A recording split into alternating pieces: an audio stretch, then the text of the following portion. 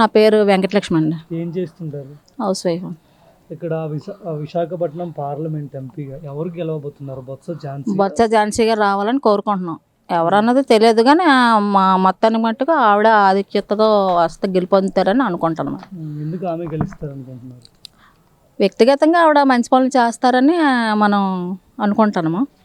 అంటే ఇది వరకు ఆవిడ విజయనగరంలో ఎక్కడో రెండు సార్లు గెలిచారు కదా, ఆ రకంగా కూడా మనకి ఇక్కడ చేస్తారని మనం ఆవిడే రావాలని అనుకుంటున్నామండి. అంటే కొత్త కదండి ఆమె, ఇక్కడ కొత్త కదా విశాఖపట్నం. అయినా చేస్తారండి, మాకు తెలుసండి ఆవిడ. ఎందుకంటే ఇక్కడ వాళ్ళ తాలూకా కజిన్ ఉన్నారండి, అతను బట్టి మాకు తెలుసండి. కోరాటి శంకర్రావు గారు అంటే ఆయన కజిన్ అనమాట ఆవిడకి, అతను బట్టి తెలుసు అనమాట.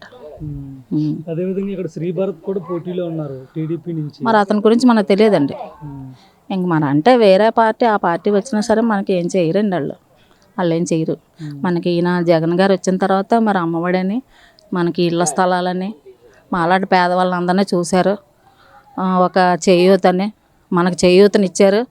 చాలా అన్నీ బాగా జరిపించారు. అన్న పథకాలన్నీ కూడా గడప గడపకు పంపిస్తామన్నారు, అలాగే పంపించారండి.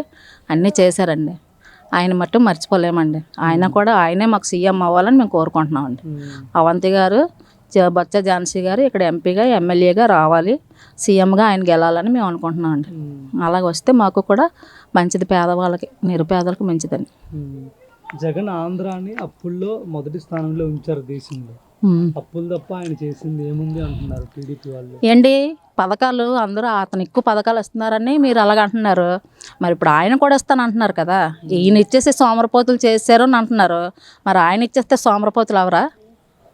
అప్పు చేయకుండా ఏం అవ్వదు కదా. అప్పు చేసినా చెందినా సరే మరి అతను మంచి పనులే చేశారు కానీ చెడ్డ పనులు ఏం చేయలేదు కదండి. గొప్పవాడిని కొట్టాడు, పేదవాడికి పెడుతున్నాడండి. అలా చేయలేదు కదండి. ఇప్పుడు టీడీపీలోని ఇల్లులు అంటే ఇచ్చిన ఇల్లులు ఇద్దరు ఇంట్లో 2-3 ఇల్లులు ఇచ్చారు. ఈయన అలా కాదు కదండి. మామూలుగా ఎవరికి ఇంటి పని రసీదు లేదో వాళ్ళకే ఇచ్చారు, పేదవాళ్ళకి ఇచ్చారు. ఈనాడు ఇల్లు లేదు పేదవాడు ఒకళ్ళు లేడండి, ఆ రకంగా ఇచ్చారు. అన్ని మంచి అన్న పథకాలన్నీ కూడా ఆయన చేశారు. దాడి జరిగింది కదా, రాయితో కుట్టారు, టీవీలో చూసారా? చూసామండి. ఆయన కావాలనే ఎన్నికల్లో గెలుపొందడానికి సానుభూతి అదేలేండి. కొట్టించి కూడా అలా జరుగుతుందండి. ఏదో వాళ్ళ దీనికి అంతతో అయిపోద్దటండి. ఏంటి అగ్ని పెడితే ఊరు కాలుతుంది కానీ వేడి నీళ్ళు వేస్తే ఊరు కాలదు కదండి. ఆయనకుంది కదా, అదే అండి. ఆయనకి ఏం అవ్వదండి. కాకపోతే ఏంటంటే చిన్న దెబ్బ తగిలింది, అదే మాత్రం. వేడి నీళ్ళు వేస్తే కాలుతుంది ఏంటండి, అగ్ని పెడితే కాలుతుంది, అంతే కదండి. అతనే రావాలని మేము కోరుకుంటున్నాం అండి.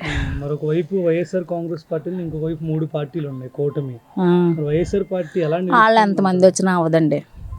ఫస్ట్ సీఎం మట్టుకు ఆయనే.